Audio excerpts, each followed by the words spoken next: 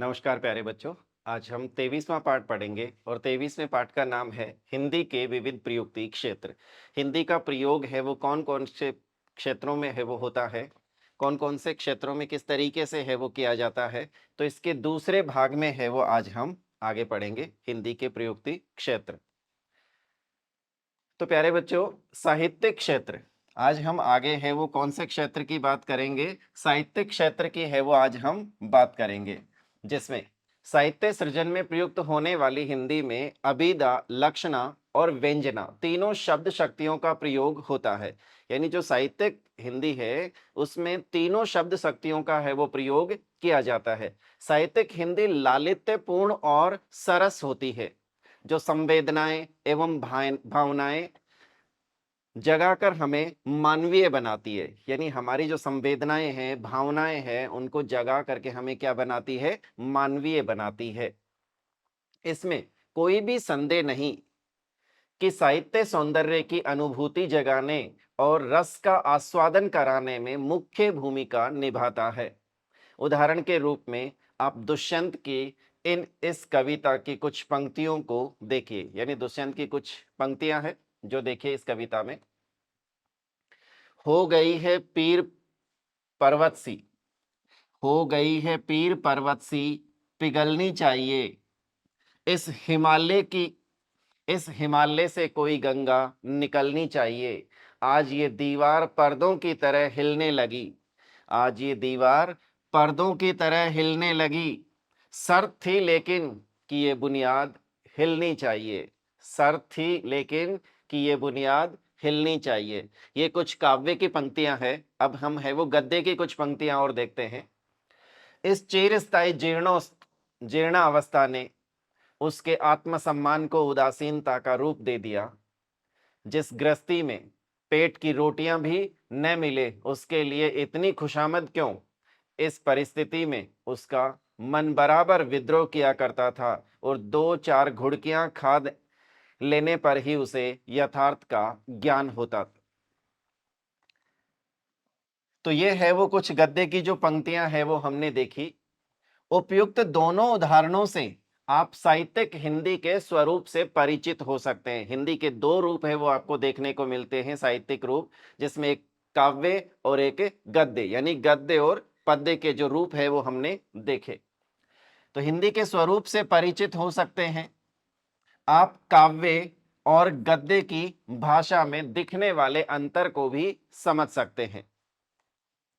अब हम बात करते हैं कार्यालय हिंदी या प्रशासनिक हिंदी की। कार्यालय के अंदर कौन सी हिंदी का प्रयोग किया जाता है, किस तरीके की प्रशासनिक जो भाषा होती है, प्रशासनिक हिंदी है, उसकी है वो हम बात करते हैं। तो देखो, विभिन्न कार्यालयों या प्रशासनिक कार्यों में इस्तेमाल होने वाली हिंदी कार्यालय हिंदी अथवा प्रशासनिक हिंदी कहलाती है। आजादी के बाद सरकारी तथा सार्वजनिक क्षेत्र के कार्यालयों में हिंदी भाषा का प्रयोग प्रारंभ हुआ। यानी जब अंग्रेजों का शासन था उस समय अंग्रेजी भाषा का प्रचलन था, और जब मुगल थे तो वो फारसी भाषा का प्रयोग किया करते थे। तो आजादी के बाद में हिंदी को राजभाषा है वो घोषित किया गया। 14 सितंबर 1949 को है वो हिंदी को राजभाषा घोषित किया गया। ये हमारी राष्ट्रभाषा नहीं है, सिर्फ राजभाषा है। राजभाषा का मतलब राजकाज का जो कार्य है वो हिंदी भाषा में है वो किया जाता है। तो हिंदी भाषा का प्रयोग है वो प्रारंभ हुआ। अंग्रेजों के समय कार्यालयी भाषा अंग्रेजी थी, जबकि मुगल काल में राजकाज की भाषा फारसी थी। काव्य आप क्या आपको पता है कि हिंदी भारत की राजभाषा कब बनी? हिंदी भारत की राजभाषा कब बनी? तभी से हिंदी प्रशासनिक कामकाज में प्रयुक्त होने लगी।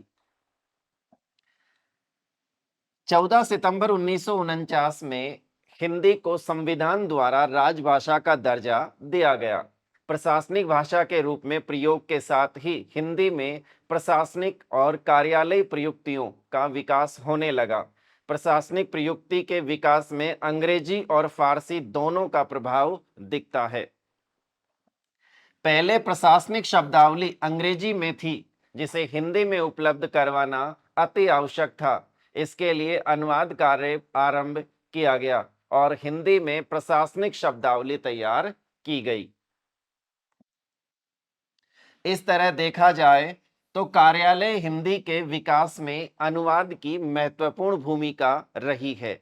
यानी अनुवाद की महत्वपूर्ण भूमिका रही है। कुछ ऐसे शब्द जिनका है वो हिंदी रूपांतरण है वो तैयार किया गया।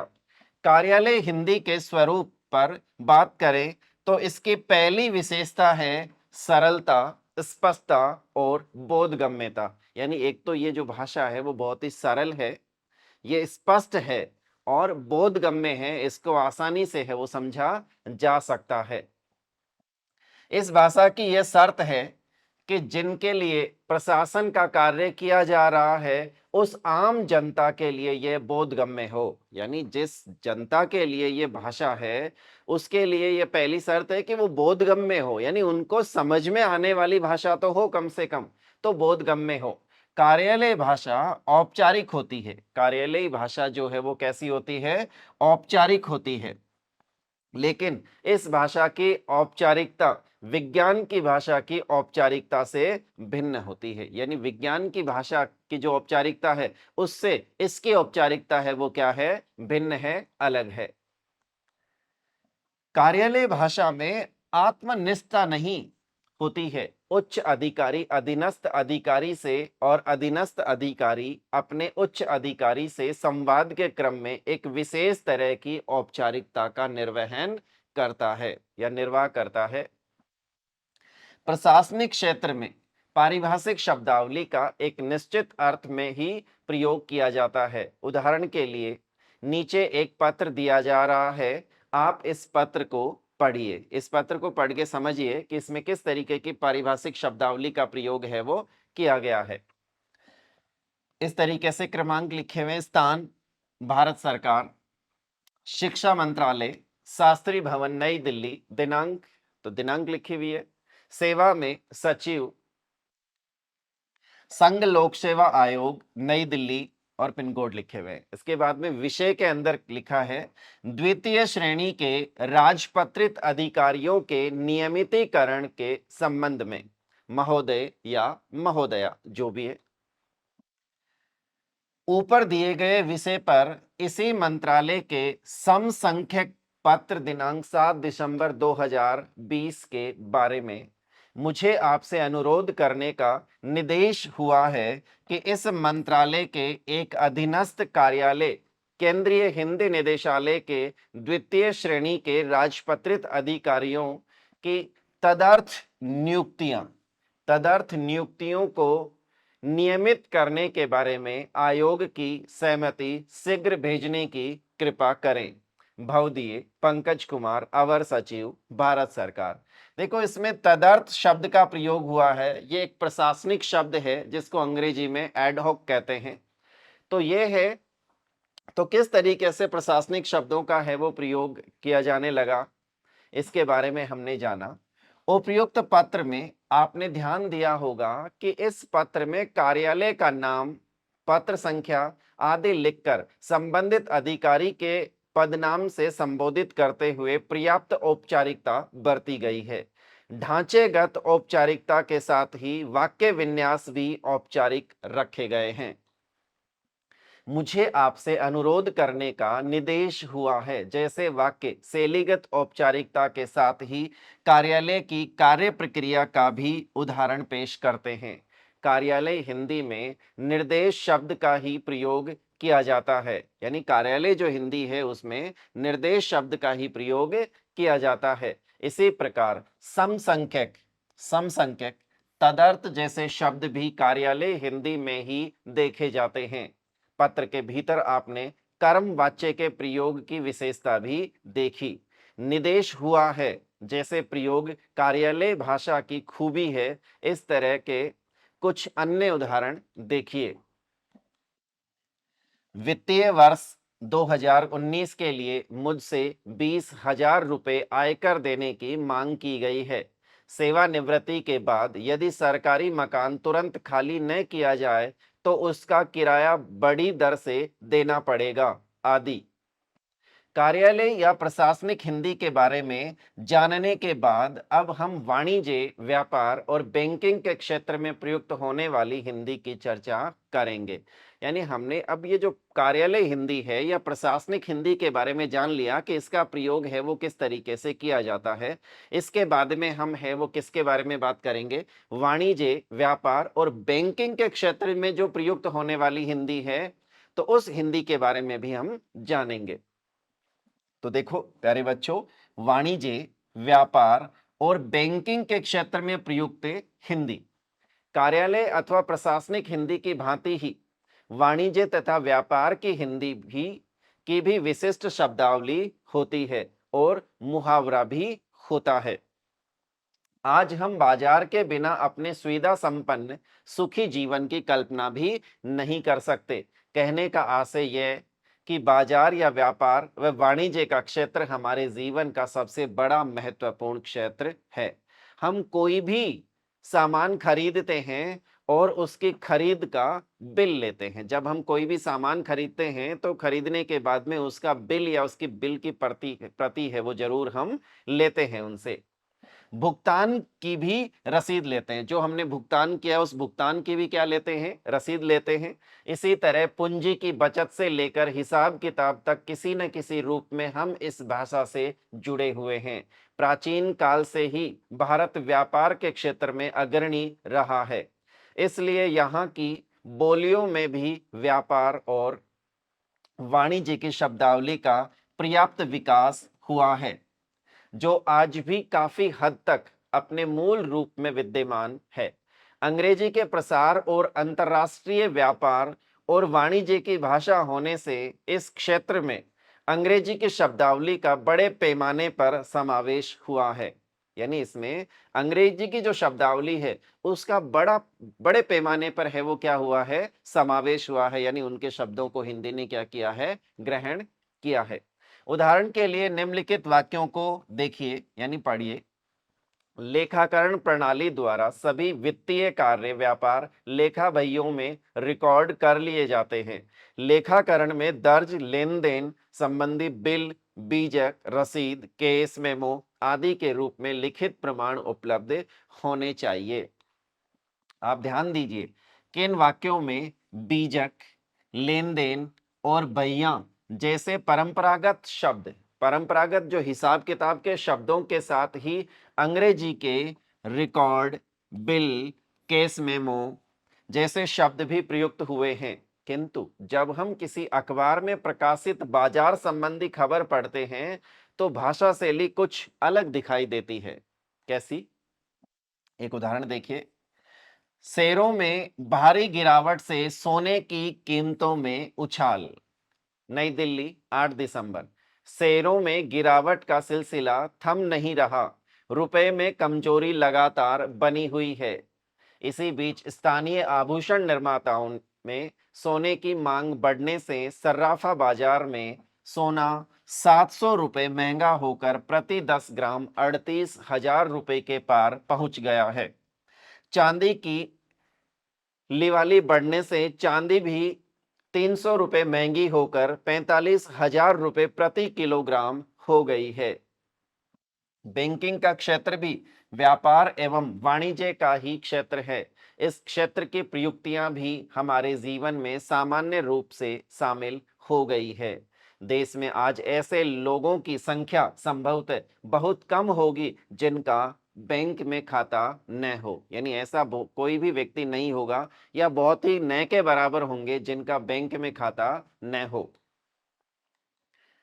ऐसे में बैंकिंग के क्षेत्र की प्रयुक्तियों से प्राय सामना होना सामान्य बात है। बैंकिंग शब्दावली की रचना को हम निम्नलिखित श्रेणियों में विभाजित करके समझ सकते हैं। यानी बैंकिंग की जो शब्दावली है उसको हम अलग अलग श्रेणियों में विभाजित करके है वो समझ सकते हैं। तो देखिए, अंग्रेजी और अरबी फारसी के शब्द बकाया, सौदा, अदायगी, banker, trade union, coupon, budget, parcel, खपत, अमानत, नुकसान यानी अमानत नुकसान, बेथकली, दलाल आदि।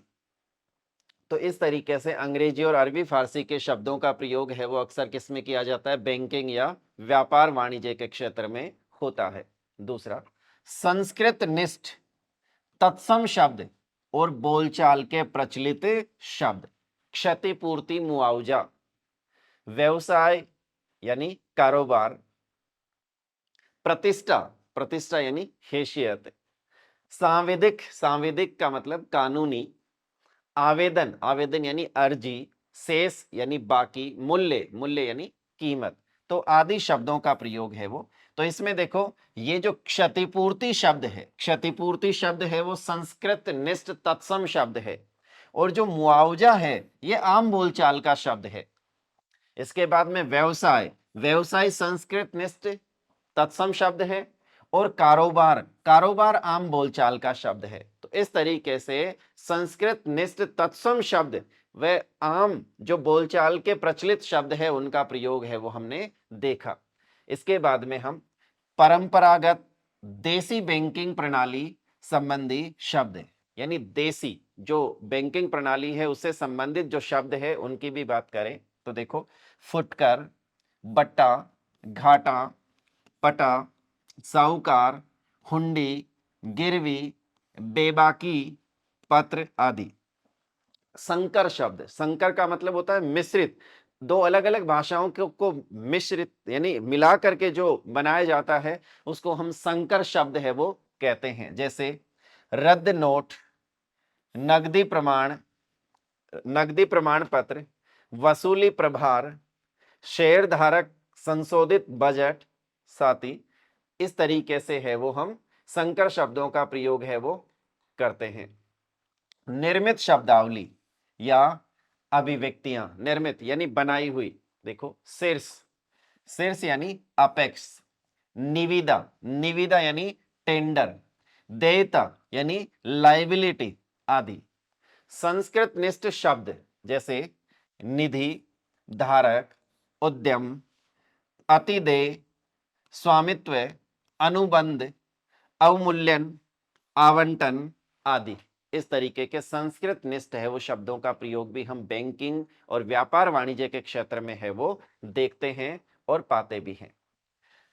अंग्रेजी शब्दों के शब्दानुवाद यानी अंग्रेजी जैसे टैक्सेशन यानी कराधान, फ्री इकोनॉमी यानी मुक्त अर्थव्यवस्था, एनुअल अकाउंट यानी वार्षिक लेखा, एक्सपोर्ट ओरिएंटेड यानी निर्यातोन्मुखी आदि, यानी निर्यातोन्मुखी आदि। इस तरीके से अंग्रेजी के शब्द है उनका प्रयोग भी है वो हम वाणिज्य या बैंकिंग क्षेत्र में है वो देखते हैं।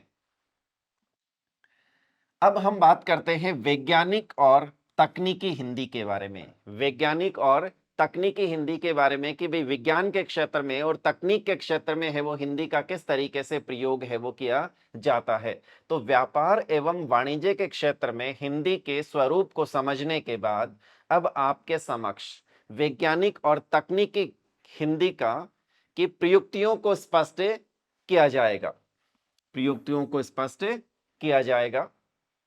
तो देखिए प्यारे बच्चों, वैज्ञानिक और तकनीकी हिंदी का व्यवहार क्षेत्र शिक्षा, विज्ञान और प्रौद्योगिकी के प्रयोग या कार्यान्वयन का क्षेत्र है। आधुनिक युग में पश्चिम के संपर्क में आने के बाद भारत में भी विज्ञान और प्रौद्योगिकी के क्षेत्र में कार्य प्रारंभ हुए और हिंदी में वैज्ञानिक लेखन प्रारंभ हुआ, यानी हिंदी में भी वैज्ञानिक लेखन जो है वो भी प्रारंभ हुआ। प्राचीन कालीन वैज्ञानिक चिंतन और अनुसंधान की भारतीय परंपरा जो मध्यकाल में खंडित हो चली थी, पश्चिमी ज्ञान विज्ञान के संपर्क में आकर एक बार पुनः जीवंत हो गई। यही कारण है कि हिंदी के वैज्ञानिक लेखन में अंग्रेजी के साथ ही बड़े पैमाने पर संस्कृत शब्दावली का प्रयोग मिलता है। वैज्ञानिक और तकनीकी प्रयुक्ति का क्षेत्र बहुत विस्तृत है, जिसके अंतर्गत भौतिकी, रसायन शास्त्र, प्राणी विज्ञान, कंप्यूटर विज्ञान, खगोलिकी, आयुर्विज्ञान, अभियांत्रिकी आदि अनेक प्रयुक्तियां दिखाई देती है। विज्ञान और तकनीकी प्रयुक्ति में विषय वस्तु का महत्व होता है, भाषा शैली का नहीं। फलस्वरूप इसकी शब्दावली सीधी होती है। इसकी शब्दावली कैसी होती है? बिल्कुल सीधी होती है। संकेतों और प्रतीकों का प्रयोग इस प्रयुक्ति की सबसे बड़ी विशेषता, यानी संकेतों और प्रतीकों का प्रयोग इस प्रयुक्ति की सबसे बड़ी विशेषता मानी जाती है।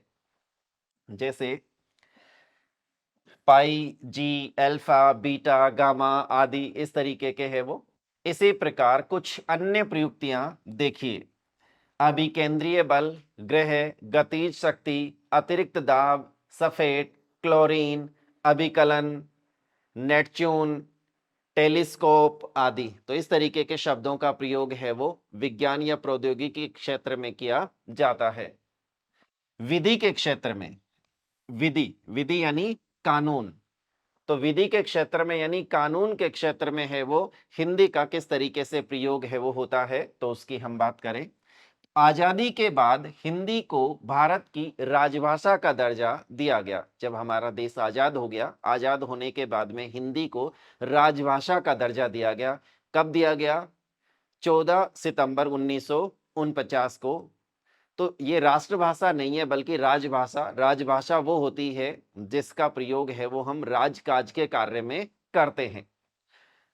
तो जिसके बाद इसे विधि और न्याय व्यवस्था की भाषा बनाने का प्रश्न उठा। हिंदी में विधिक शब्दावली तैयार की गई।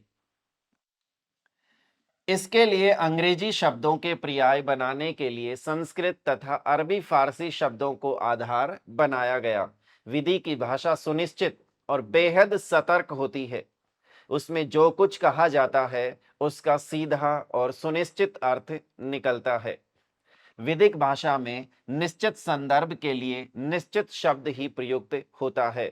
इसमें पर्याय की छूट नहीं होती, यानी इसमें पर्याय की छूट नहीं होती, यानी उसके जैसा कोई दूसरा शब्द प्रयोग कर दिया जाए इसकी छूट है वो बिल्कुल नहीं होती। उदाहरण के रूप में निम्नलिखित वाक्यों को पढ़िए। इस अनुच्छेद में किसी बात के होते हुए भी संसद उक्त 15 वर्ष की अवधि के पश्चात विधि द्वारा अंग्रेजी भाषा का या अंकों के देवनागरी रूप का ऐसे प्रयोजनों के लिए प्रयोग उपबंधित कर सकेगी जो ऐसी विधि में विनिर्दिष्ट किए जाएं। यहाँ अनुच्छेद, विधि, उपबंधित तथा विनिर्दिष्ट आदि शब्दों का प्रयोग हुआ है, जो विधि के क्षेत्र के अतिरिक्त सामान्यतः प्रयुक्त नहीं होते हैं। यह विधि के क्षेत्र की तकनीकी शब्दावली है। इन शब्दों के स्थान पर इनका कोई भी पर्याय इस्तेमाल नहीं किया जा सकता, यानी इन्हीं शब्दों का प्रयोग किया जाता है। इनके जैसे मिलते जुलते या अर्थ देने वाले पर्यायवाची शब्दों का प्रयोग है वो बिल्कुल भी नहीं किया जा सकता। संचार माध्यमों में हिंदी, यानी संचार माध्यम है उसमें हिंदी का प्रयोग है वो किस तरीके से किया जाता है, तो हम बात करते हैं।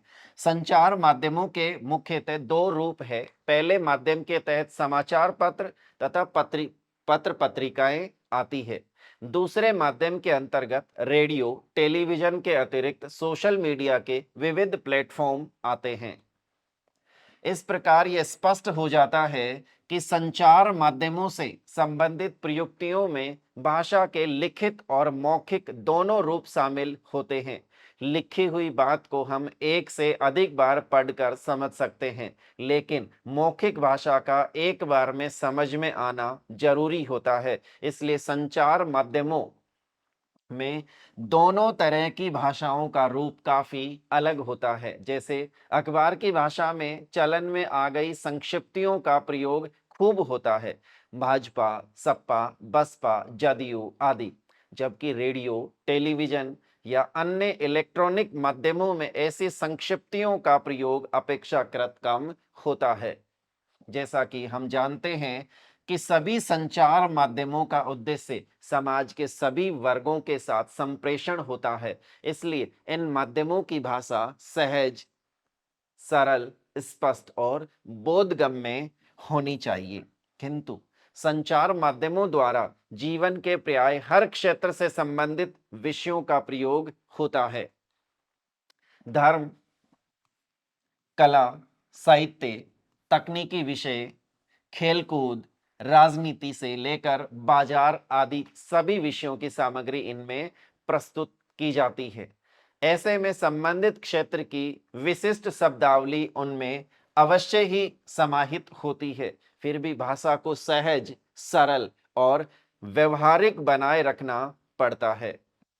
संचार माध्यमों की हिंदी में विभिन्न क्षेत्रों की शब्दावली का सामान्य बोलचाल का रूप तो दिखाई देता है, साथ ही अंग्रेजी शब्दों के हिंदी पर्याय और उनके अंग्रेजी रूप भी इस्तेमाल होते हैं, जैसे प्राइम टाइम, सीधा प्रसारण, समाचार बुलेटिन, ऑन कैमरा, संपादकीय आदि। विज्ञापन के क्षेत्र में, यानी विज्ञापन के क्षेत्र में हिंदी का प्रयोग है वो किस तरीके से किया जाता है। देखिए, विज्ञापन के क्षेत्र का संबंध काफी हद तक संचार माध्यमों से होता है। संचार माध्यमों का इस्तेमाल विज्ञापन के लिए बड़े पैमाने पर किया जाता है, किंतु इन माध्यमों के अतिरिक्त विज्ञापन के अन्य माध्यम है दीवारों पर लिखे गए विज्ञापन और पोस्टर, चौराहों पर लगी होर्डिंग या साइन बोर्ड तथा सिनेमा का पर्दा। इस तरह हम यह समझ सकते हैं कि विज्ञापन के सामान्यतः 3 रूप है: दृश्य, श्रव्य और मुद्रित। सिनेमा के पर्दे, टेलीविजन और अन्य इलेक्ट्रॉनिक माध्यमों पर तीनों रूपों का प्रयोग होता है। पत्र पत्रिकाओं, साइन बोर्ड या होर्डिंग तथा दीवारों पर लिखे गए या चिपकाए गए पोस्टरों में पहले तथा तीसरे रूप का प्रयोग होता है और रेडियो पर दूसरे रूप का इस्तेमाल किया जाता है। ये तीनों ही रूप एक दूसरे के पूरक के तौर पर कार्य करते हैं, यानी एक दूसरे के पूरक के तौर पे ये कार्य करते हैं। विज्ञापन का उद्देश्य केवल सूचना देना नहीं होता है, बल्कि अपनी ओर ध्यान ही खींचना होता है। व्यापारिक विज्ञापनों में इतना आकर्षण होना चाहिए कि उसे देखने सुनने वाला उसकी आवश्यकता महसूस करने लगे, यानी उसे उस विज्ञापन को देखने या सुनने वाला व्यक्ति है वो उस वस्तु की आवश्यकता महसूस करने लगे, ऐसा विज्ञापन है वो होना चाहिए। प्रचार परक विज्ञापन इतना प्रभावशाली होना चाहिए कि उसे देखने सुनने पर विज्ञापन में कही जा रही बात पर गौर करने के साथ उसे मानने का विचार मन में पैदा हो जाए। रोजगार संबंधी विज्ञापनों में सूचना की स्पष्टता तथा पूर्णता अपेक्षित होती है। कुछ उदाहरण देखिए, जैसे टाटा स्काई का आपने है वो विज्ञापन देखा होगा, इसको लगा डाला तो लाइफ झिंगा लाला। यानी ये आपने विज्ञापन टाटा स्काई के लिए है वो सुना भी होगा, देखा होगा। दूसरा देखे, लेक्मे आइकॉनिक काजल जो है उसके लिए भी आपने सुना होगा, काजल इतना गहरा जो समय को माप दे। सॉफ्टक्लूज के लिए आपने है वो सुना होगा, टिंग से लेकर टोंग, डिंग से लेकर डोंग। तो ये है वो सॉफ्टक्लूज के लिए। और घड़ी डिटर्जेंट, घड़ी जो डिटर्जेंट पाउडर है उसके लिए भी आपने विज्ञापन है वो सुना होगा, ये देखा होगा, पहले इस्तेमाल करें फिर विश्वास करें आदि। तो इस तरीके के विज्ञापनों का प्रयोग है वो आप देखे होंगे और इसमें किस तरीके के हिंदी का प्रयोग है वो किया जाता है। तो प्यारे बच्चों, इसको आज हमने है वो समझने का प्रयास किया। उम्मीद करता हूं आपको हिंदी के प्रयोग क्षेत्रों के बारे में, उसकी शब्दावली के बारे में काफी है वो जानकारी हुई होगी। नमस्कार प्यारे बच्चों, धन्यवाद।